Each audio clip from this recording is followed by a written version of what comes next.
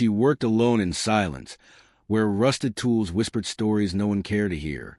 That stormy night, a stranger limped in, drenched, tired, broken. She fixed his truck for free and never even asked his name. Weeks later, a flatbed trailer arrived and brought her to her knees. The garage sat at the edge of nowhere, a fading box of concrete and grease, tucked beside a forgotten road where the world rarely stopped. The sign above it had lost half its letters to rust. Inside, Grace Williams tightened a bolt with bare hands, her knuckles bruised, her nails forever stained by oil. She didn't flinch. This was her world. Not polished, not pretty, but hers. Every morning she unlocked the roll-up door with a quiet prayer and an aching back. Her father's old wrench hung on the wall like a relic. It didn't shine. Neither did she. But it worked, and so did she. Grace had learned early that in a world built for men, especially white ones, a black woman with a socket set was just noise in the background. She stopped waiting to be heard. Customers came rarely. Locals said she was too quiet. Some said she charged too little. Others said she wasn't what they expected. But none of that mattered when the rent slipped under the door like a threat each month.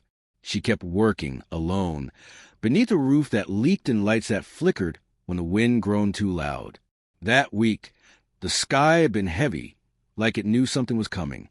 Thunder rolled low in the distance. Grace could smell the storm before it hit. Iron rain and cold. She was under the hood of an old Chevy, coaxing life back into its coughing engine, when the first drop hit her shoulder. She didn't look up. Storms didn't scare her anymore. She remembered being 17, standing beside her mother at the county courthouse, begging for the deed to this place after her daddy passed. They told her a garage wasn't a place for girls like you. She didn't cry then. She wouldn't now. The wind howled louder. A tumble of headlights cut through the darkness. The growl of a dying diesel engine crawled up the gravel. Then silence. Grace wiped her hands on a rag that used to be a Sunday dress and stepped out into the rain. A massive semi sat hunched like a wounded animal. Steam hissed from under the hood. The man who stepped down looked as worn as the machine. His flannel shirt clung to his back. His beard was thick with road dust. He staggered slightly, like the miles had gotten heavier than the wheels could carry. She said nothing at first, just opened the garage door wider and stepped aside. He looked up, surprised. "You open?" "I'm here," she said simply. Inside, the storm wrapped around the building like it wanted in. Rain tapped on the tin roof like impatient fingers. Grace moved quickly, checking belts, tracing wires, listening with the kind of focus most folks reserve for prayer. "Name's Jack," the man said after long silence. She nodded. "Grace." He offered to pay up front. She shook her head. "Let's see if it lives first." For the next 2 hours, they worked in tandem. She barked instructions. He passed tools. Neither said much. Words get in the way when you're trying to resurrect something dying. By midnight, the engine coughed, growled, then roared to life. Jack looked at her like he didn't know whether to laugh or fall to the ground. He pulled out his wallet. "Least I can do." "No," Grace said. "Just get home safe." He stared at her, eyes narrowed. Then, slowly, he tucked the wallet back. "You sure?" She just wiped her hands and nodded. Outside, the storm had quieted. Inside, the silence grew thicker. Jack left with no promise, no phone number, no thank you beyond a glance that lingered longer than words ever could. His truck disappeared into the night, swallowed by mist.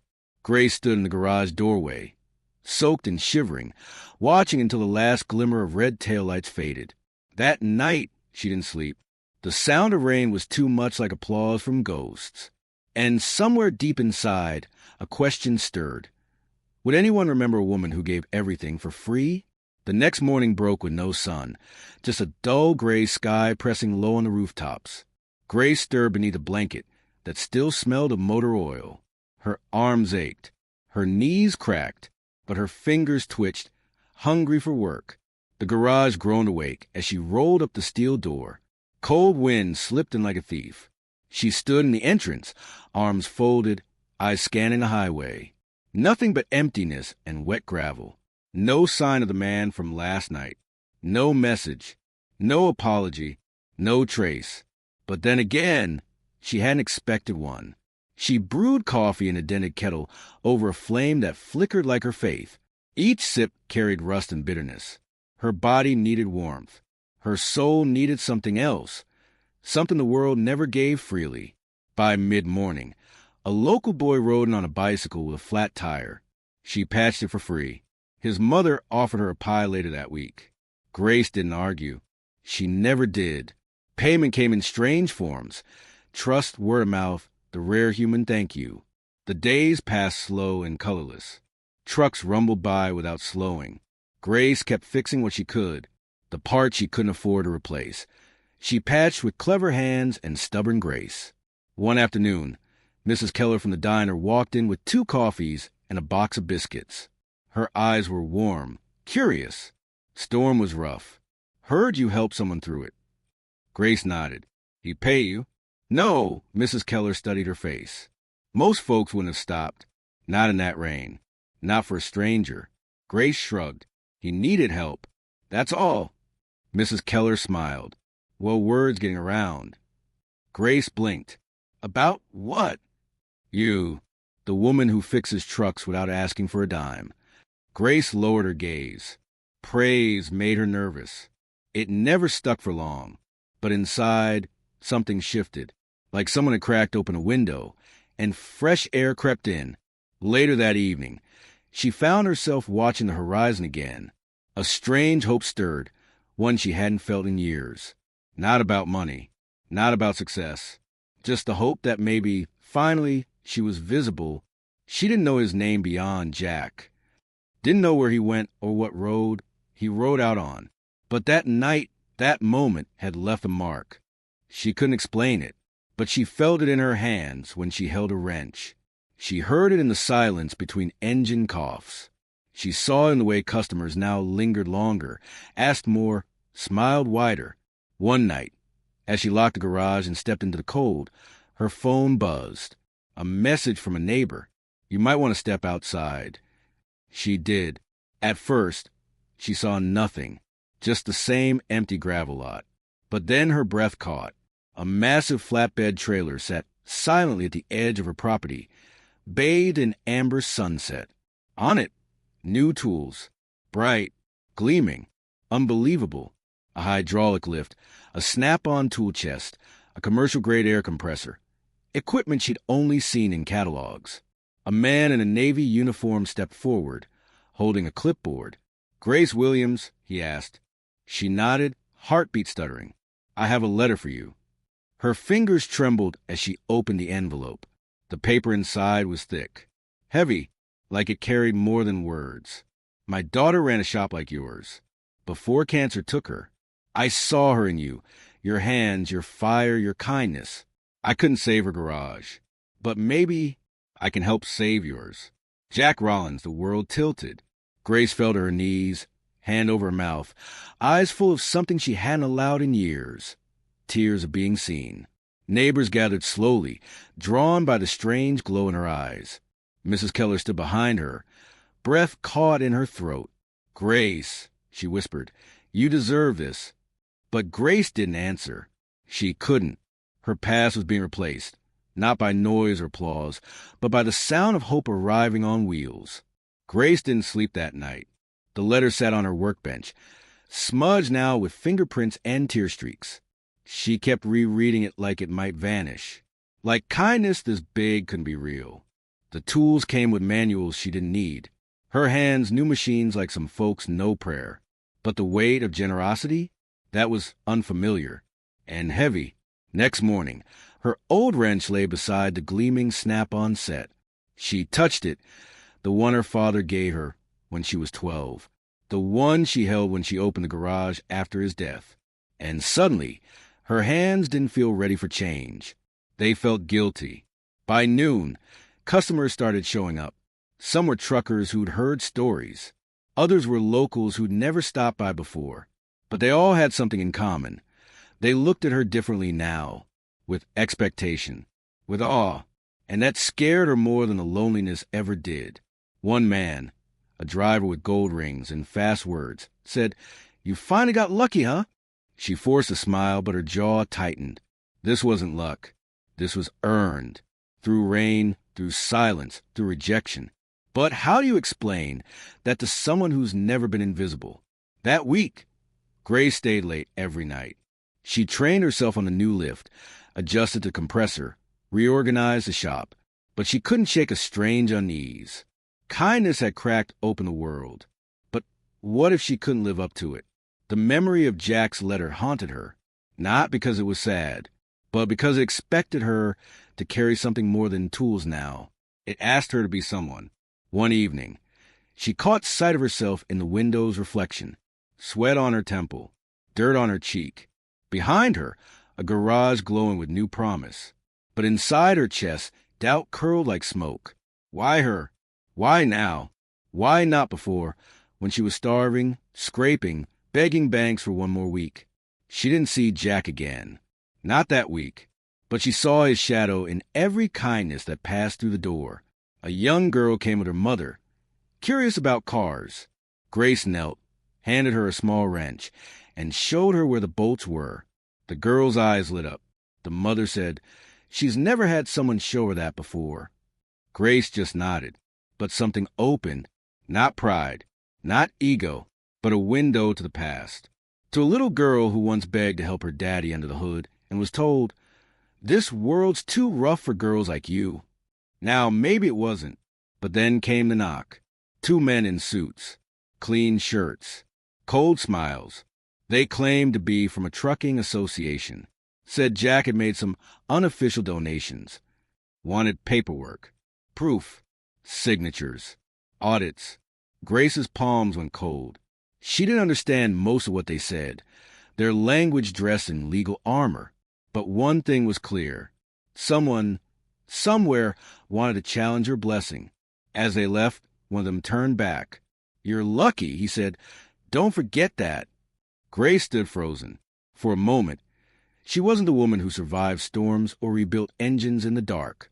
She was just small again, like when they tried to take her father's garage, like when no one believed in her skill unless a man co-signed it. She didn't cry. But that night, she sat alone at the edge of her cot, staring at the glowing lights from a new lift.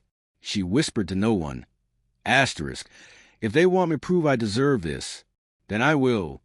Asterisk because Jack had believed in her, because his daughter hadn't made it, but Grace still could, and because the road was never meant to be easy. But maybe now it was hers to walk. It rained again that Thursday, not heavy but cold, the kind of rain that slips under your collar and makes you question your worth.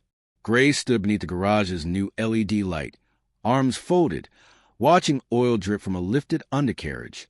The hum of the new compressor echoed through the shop, powerful, precise. But her thoughts were elsewhere. The letter from the Trucking Association had come that morning. Official, typed, and clinical. You are required to submit full documentation regarding the assets delivered by Mr. Jack Rollins. Failure to comply within 30 days may result in legal scrutiny. No mention of kindness. No mention of the rain that night. No line about broken engines or warm hearts. Just law. Just signatures. Just suspicion. Grace folded the letter slowly, pressing its corners like they might stab her if she wasn't careful. This world, the world of men in offices and suits, had always frightened her more than broken machines ever could. She'd seen it before. Courts that told her she didn't belong. Landlords who offered deals with conditions. Bankers who asked if her husband was the one really running the shop. But this time, the fight felt different. This wasn't just about her name or her garage. It was about Jack and his daughter and a dying promise that someone, somewhere, still believed in women like Grace. That night, she pulled down the dusty box of her father's papers, receipts, licenses, tax forms. She built a binder, each page a defense, not of her garage, but of her right to exist within it. The next day, she stood at the local legal aid office, waiting in silence. A young paralegal, barely 25, sat across from her, flipping through the paperwork. "You fixed a man's truck for free, and he gave you all this the girl asked. Grace didn't blink. Yes. The girl stared. That's rare. Grace replied. No, that's human. Outside the window, a truck passed by, horn low and steady. Grace didn't turn to look, but her eyes softened. Hope, it seemed, still circled her like a wind she couldn't touch. That weekend, Jack finally returned. Same truck, same silence. Only this time, she met him outside, arms crossed, expression unreadable. You okay? He asked. No, she said. They're questioning the gift. He sighed. The lines around his eyes deeper now. They always do, he muttered. Then he stepped forward and handed her something. A sealed envelope. He said, if things get messy, give them this. She didn't open it. Not yet. Instead, she asked, why me? Jack's eyes, weathered, sad and knowing, met hers. My daughter had your hands. Not just your skill, your fire. But when the storm came, no one stood with her. You stood with me. Without asking. This isn't charity, Grace. It's a correction. She swallowed hard, the air between them thick with memory. He turned to leave, but stopped once more. You can open that if the wolves come close. Until then, keep building. Then he was gone. Grace walked back into the shop and placed a sealed envelope in a drawer beside the old wrench. It wasn't fear she felt now. It was resolve. The next morning, she held a wrench like a sword. Not to fight, but to prove. And when the inspector finally arrived, briefcase in hand, tie straight as a blade, Grace didn't flinch. She opened her binder, answered questions, offered receipts, serial numbers, timestamps. Never once did her voice shake.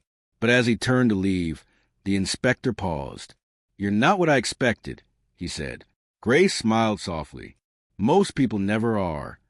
That night, she opened Jack's envelope. Inside was a single page. A notarized letter of ownership. Transfer of all assets. Irrevocable. Stamped. Signed. Sealed.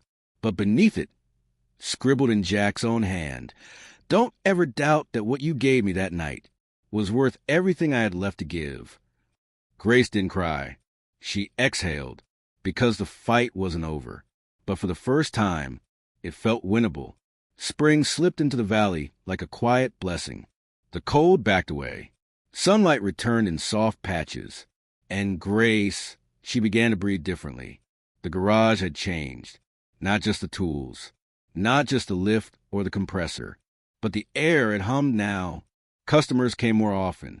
Some just for oil changes. Some just to shake her hand. A few dropped by with coffee, a slice of pie, or a kind word that held more weight than any invoice ever could. But Grace didn't bask in it. She worked. She taught. She watched. One afternoon, a teenager wandered in. Hoodie too big, eyes wary. Said his name was Jamal. Said he wanted to learn. Said no one ever let him near an engine. Grace handed him a rag and said, then today's your first. He didn't smile, but he didn't leave either. That evening, she showed him how to change brake pads. By nightfall, he asked if he could come back. Grace nodded. This place is open to people who show up. That became her quiet rule. No degrees, no resume, just presence, just effort. By the end of that month, she had 3 kids learning under her wing, and each one brought back a piece of something she thought she'd lost. Belonging. The garage was no longer just hers. It was a current, pulling in people, binding them with skill and shared sweat. And yet, not everyone liked the current. One morning, an envelope arrived in the mailbox. No return address. Just a typewritten message. She didn't earn it. One storm doesn't make a saint. Grace read it twice, then folded it neatly and placed it in the trash. But it lingered like smoke. That evening, as she sat outside on the cinder block stoop, Jack's truck appeared again. Silent as always, steady like memory. He stepped out slower this time, the weight of age more visible. Grace rose. I wasn't sure I'd see you again. Jack smiled. You're not invisible anymore. That changes things. They sat side by side, watching the garage was behind them. You did this, she said. He shook his head. No, I just returned a favor. You built the kingdom. She looked down. Some folks still think I don't deserve it. Jack's eyes narrowed. Let me tell you something about the world, Grace. They'll forgive a man for stealing it, but they'll never forgive a woman, especially a black one, for earning it without permission. Silence. Then Grace whispered, What do I do with that? Jack turned to her. You live out loud, and when they whispered doubt, you let your work shout louder. A breeze passed between them, gentle, defiant. As Jack stood to leave, he placed something in her hand. It was a faded photo. A young woman in coveralls, face smudged, smile bright, holding a socket wrench beside a rusty truck. My daughter, he said, she would have loved this place. Grace held the photo like it might shatter. I wish I could have met her. Jack's voice cracked. You already did. Then he was gone. Not forever, but enough for the ache to return. Inside, Grace pinned the photo to her wall, right above her father's wrench, right beside her name, hand-painted years ago. The next morning, the teenage boy Jamal arrived early. He brought his cousin. Said, she wants to learn, too. Grace didn't ask questions, just handed her gloves. Outside, trucks rolled in. Engines hissed. Tools clinked like music. And Grace, she stood at the center of it, no longer quiet, no longer shrinking. Jack had been wrong about one thing. She hadn't built a kingdom. She'd built a home, for misfits, for machines, for lost daughters and tired sons, for anyone who ever gave more than they got. The sun rose soft and low, casting gold through the garage windows. Grace stood quietly by the door, coffee in one hand, the other resting on a dented toolbox. The photo of Jack's daughter swayed slightly on the wall as a breeze passed through. It had become part of the garage now, like the tools, like the dust, like the resilience. Outside, engines hummed. A convoy of trucks lined up along the lot. Drivers stepped down, some old friends, some strangers, but all wearing the same look. Respect. A reporter had called a week before. Someone from a regional paper who'd heard the whispers. A mechanic who helped a dying trucker and built a movement. Grace didn't care for fame. But when she saw the young girl on her crew, grease on her cheeks, eyes sharp with purpose, she agreed to the interview. She didn't speak much. Didn't tell them about the nights she cried in silence. Didn't mention the letter, the inspections, the threats. She just said, I fix things. And sometimes people... The article ran 2 days later. Headline read, The garage that kindness built. Customers doubled, then tripled. But Grace didn't expand, didn't franchise, didn't change the walls or the name. She only added one thing, a sign at the entrance. Hand-painted, crooked. Come as you are. Leave a little stronger. Jack never came back again. But one day, a small package arrived, no return label. Inside, a polished wrench engraved with 4 words. She saved me first. Grace ran her thumb over the metal. It shimmered in the light, a quiet reminder that some debts are paid not in money, but in memory. Weeks turned into months. Grace mentored 6 young mechanics now. 3 girls, 3 boys, different backgrounds, different paths. But all of them held the same fire she once thought was hers alone. One of them, Jamal, painted a mural on the back wall. It showed a woman in overalls, back turned, arms raised, lifting an engine above her head. On her back were the words, Power lives in Grace. The town changed, too. More drivers stopped. The diner next door expanded its menu. The tire shop 2 blocks down added extra shifts. People noticed each other more. And all of it, every chain reaction, had begun on a night no one remembered except Grace. She still thought about that storm. The headlights, the cold, the man with tired eyes, and how doing the right thing, without witness, without reward, had echoed louder than a lifetime of noise. One crisp morning, she stood alone in the shop, eyes scanning the space she once doubted she'd keep.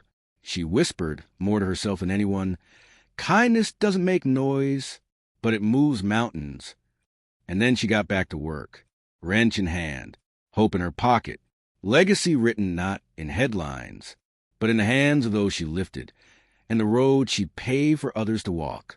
The world may forget your name, but it never forgets the kindness that bore your fingerprints.